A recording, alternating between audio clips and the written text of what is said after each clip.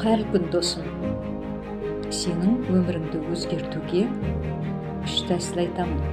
Дәл қазір шаршаған, ренжіген, бір өміріңде тоқтап қалған сияқты сезіммен жүрген болсаң, ештеңе кеш емес.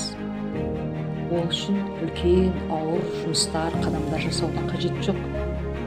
Мен саған 3 ғана оңай тәсілді айтамын. Біріншісі, ол ризашылық.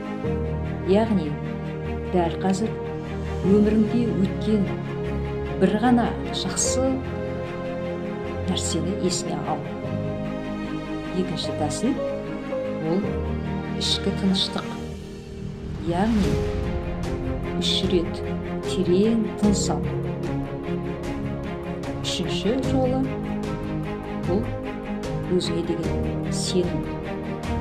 Яғни, мен бәрін жасай аламын деген нық сеніммен айта сал.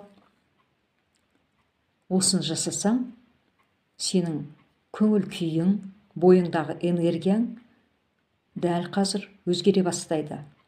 Бұл өміріңді бақытқа, байлыққа, шаттыққа ауыстыратын ең бастапқы 3 тәсіл.